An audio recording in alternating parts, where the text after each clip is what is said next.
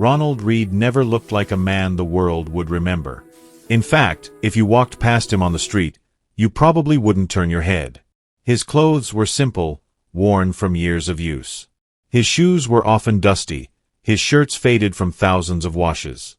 He didn't speak loudly, he didn't try to impress anyone, and he certainly didn't behave like a man with wealth or ambitions. To the world, Ronald was invisible, just another quiet worker trying to make it through life. Born in a small town in Vermont, Ronald came from a humble farming family. Money was tight, luxuries didn't exist, and everyone worked hard simply to survive.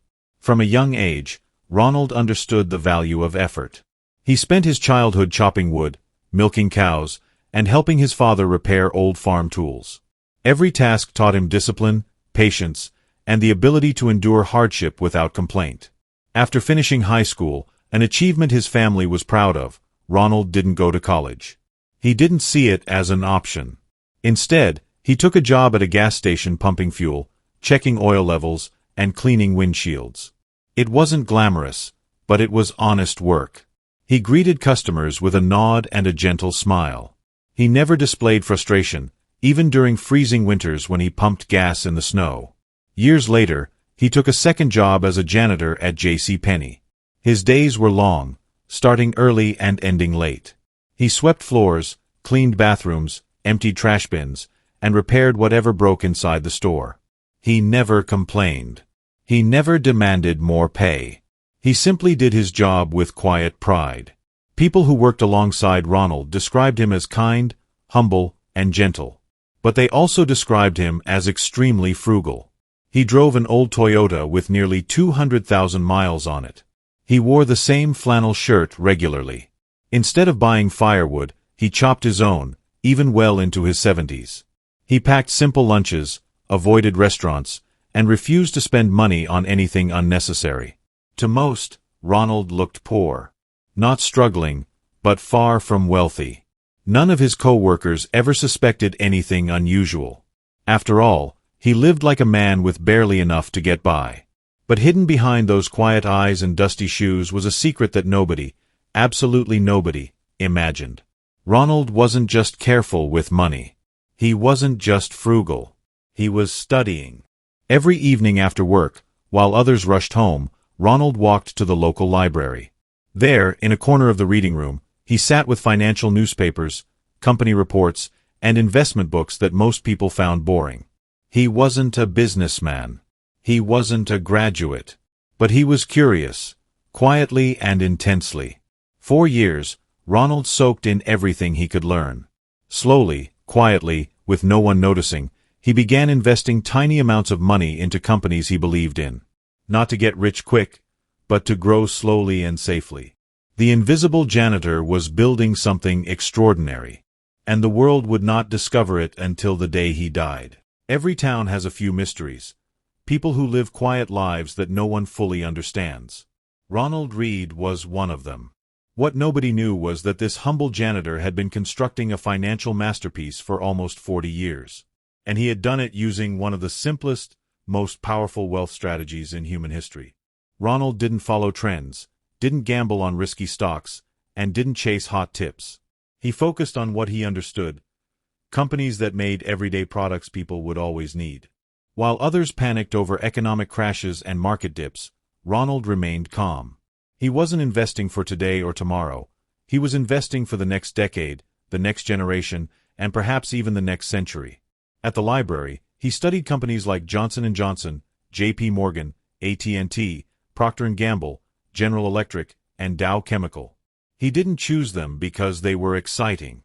He chose them because they were stable, steady, and reliable. Businesses built to last. He didn't have a large salary, so he invested slowly. Sometimes $20. Sometimes $30. Sometimes $50 when he could afford it. Most people would have spent that money on new clothes, dining out, or entertainment. Ronald didn't.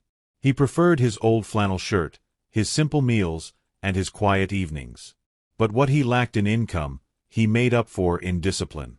Every paycheck was divided with a precision that would impress a banker. A small portion went toward basic living expenses. Another portion went toward savings. And the rest, no matter how small, went into the stock market. His greatest weapon wasn't money. It was consistency. Over the decades, these small investments grew. They paid dividends. Those dividends bought more shares.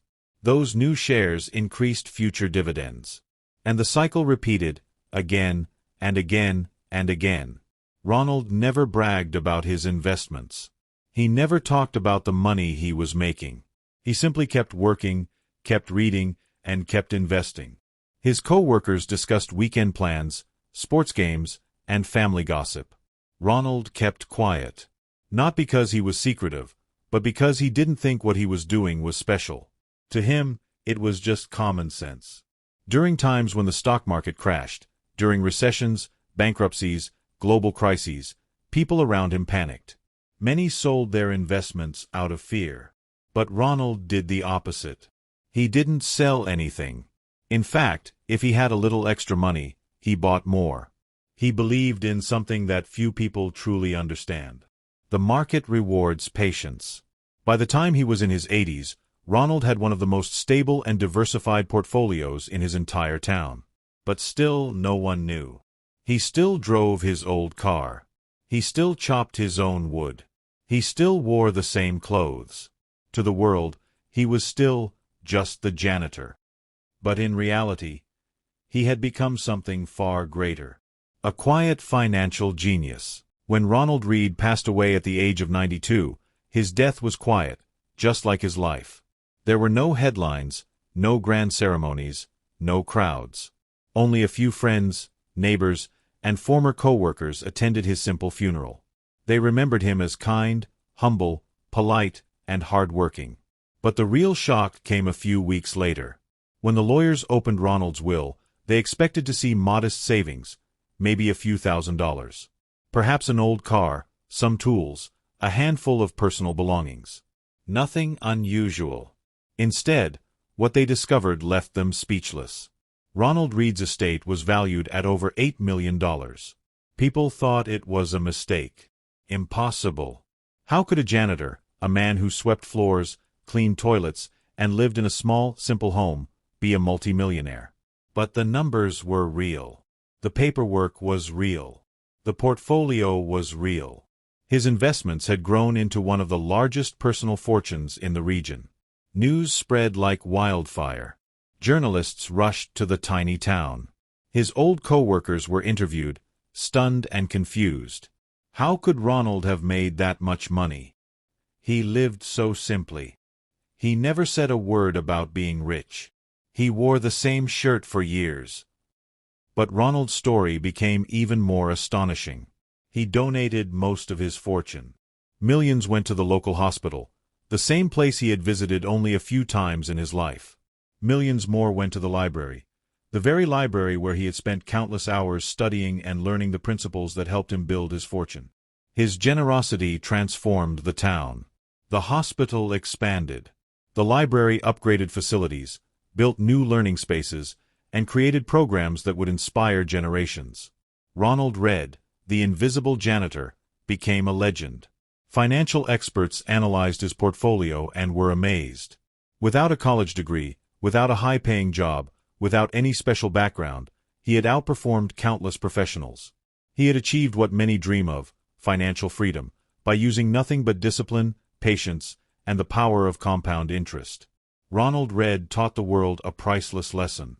You don't need to show wealth to build wealth. You don't need to be born rich to become rich. You don't need a big income to create a big future. You just need to start. Save a little. Invest a little. Wait a lot. And let time do what time does best. Today, Ronald's story is told in schools, financial programs, and motivational videos across the world. He became proof that greatness doesn't always shout. Sometimes it whispers. And sometimes, the wealthiest person in the room is the one you never notice.